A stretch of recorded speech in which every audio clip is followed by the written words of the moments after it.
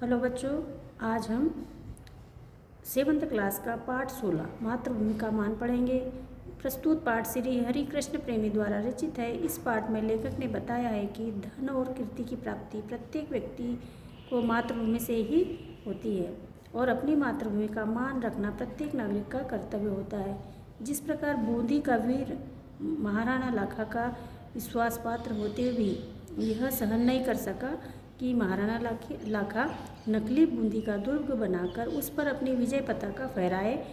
वीर सिंह ने अपने प्राणों की आहुति देकर यह सिद्ध कर दिया कि मातृभूमि का मान ही सर्वोच्च होता है। इस पाठ में महाराणा लाखा और ये बूंदीगढ़ का वर्णन है। इसमें बहुत सारे साथी हैं जिनका किरदार है। पहला दृश्य इसमें स्थान है बूंदीगढ़ का। बूंदी के राव हेमू अपने कमरे में मेवाड़ के सेनापति अभय सिंह से बात करते हैं। पहला साथी महाराज सिसोदिया वंश हाड़ाओं को आदर और स्नेह की दृष्टि से देखता है। फिर राव हेमू कहता है, तो फिर आप बूंदी को मेवाड़ की अधीनता स्वीकार करने की आज्ञा देकर क्यों आए हैं? अभय सिंह कहता है, महाराज हम राजपूतों की छिन्न भिन्न असंगठित शक्ति विदेशियों का किस प्रकार सामना कर सकते हैं। इस बात की अत्यंत आवश्यकता है हम अपनी शक्ति के केंद्र के अधीन रखें। वह केंद्र है चित्तौड़गढ़। इसमें भी कोई संदेह महाराज, चित्तौड़गढ़ का गद गौरव फिर लौटा है जो राजवंश पहले मेवाड़ के अधीन थे। महाराणा लाखा चाहते हैं कि आज भी उसी तरह रहे। बूंदी राज्य भी सदा से मेवाड़ के आश्रित है। बूंदी राज्य सदा से मेवाड़ के आश्रित है, यह तुम क्या कहते हो? अभय सिंह, हाड़ा वंश किसी की गुलामी स्वीकार नहीं करेगा, चाहे वो विदेश शक्ति हो, चाहे वो मेवाड़ का महाराणा हो। यहाँ पर आपस में वार्तालाप होती है अभय सिंह और राव हेमू के बीच में।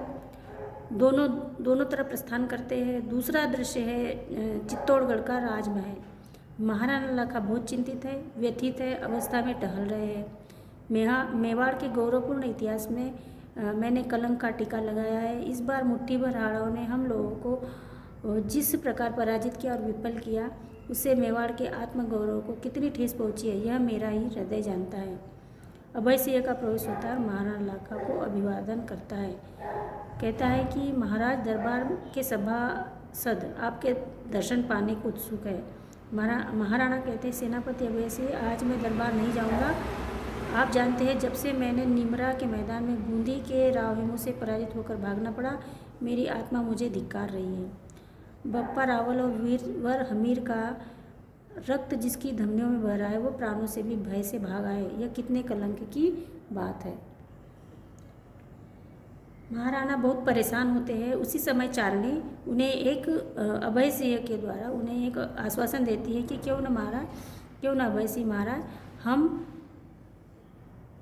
यहीं पर बूंदी का नकली दुर्ग बनाया जाए और महाराणा और उसको विध्वंस करके अपनी प्रतिज्ञा पूरी कर ले। महाराणा, आपको मेरा प्रस्ताव स्वीकार है क्या?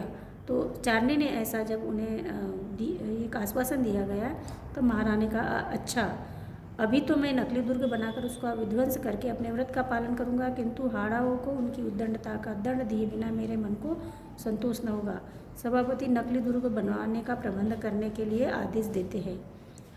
चित्तौड़गढ़ के निकट एक जंगली प्रदेश नकली दुर्ग का मुख्य दरवाजा महाराणा लाखा और सेनापति का प्रवेश होता है। उसी समय हूबहू वैसा ही बूंदी का नकली दुर्ग बनाया जाता है और उस पर युद्ध शुरू होता है। पहला साथी कहता है, हाँ सरदार, हमारी जन्मभूमि बूंदी का दुर्ग है। और वीर सिंह कहता, और तुम जानते होंगे महाराणा इस गढ़ को जीतकर अपनी प्रतिज्ञा पूरी करना चाहते हैं, किंतु क्या हम लोग अपनी जन्मभूमि का अपमान होने देंगे? यह हमारे वंश के मान का मंदिर है, क्या इसे मिट्टी में मिला देंगे? दूसरा साथी कहता है, किंतु यह तो नकली बूंदी है। तो वीर सिंह कहता है कि धिक्कार है तुम्हें, चाहे नकली हो या असली, हमें अपनी मातृभूमि की रक्षा करना चाहिए। तीसरा साथी कहता है, हमारा शरीर महाराणा के नमक से बना है, हमें उनकी इच्छा में व्याघात नहीं पहुंचाना चाहिए। तब वीर सिंह कहता है कि जिस जन्मभूमि की धूल से हम खेलकर बड़े हुए, उसका अपमान भी कैसे सहन किया जा सकता है। जब जब मेवाड़ की स्वतंत्रता पर आक्रमण हुआ, हमारी तलवार ने उनके नमक का बदला लिया, लेकिन जब मेवाड़ और बूंदी के मान का प्रश्न आएगा, हम मेवाड़ की दी हुई तलवारें महाराणा के चरणों में चुपचाप रखकर विदा लेंगे और बूंदी की ओर से प्राणों को बलि देंगे। आज ऐसा ही अवसर आ पड़ा है। चौथा दृश्य है बूंदी के नकली दुर्ग का द्वार। महाराणा लाखा और अभय सिंह का प्रवेश होता है। सूर्य डूबने को आया है और नकली बूंदी पर युद्ध की तैयारी चल रही है। अभय सिंह कहता है मैंने जब दुर्ग से अग्नि वर्षा होती देखी तो मुझे आश्चर्य हुआ कि कुछ क्षणों के लिए सफ़ेद झंडा फहराकर मैंने युद्ध रोक दिया। उसके पश्चात मैं स्वयं दुर्ग में गया। वीर सिंह और उसके साहस से मिलकर प्रशंसा हुई। मैंने अनुरोध किया कि तुम इस व्यर्थ प्रयास में अपने प्राण न खो। तुम महाराणा के नौकर हो, तुम्हें उनके विरुद्ध हथियार नहीं उठाना चाहिए।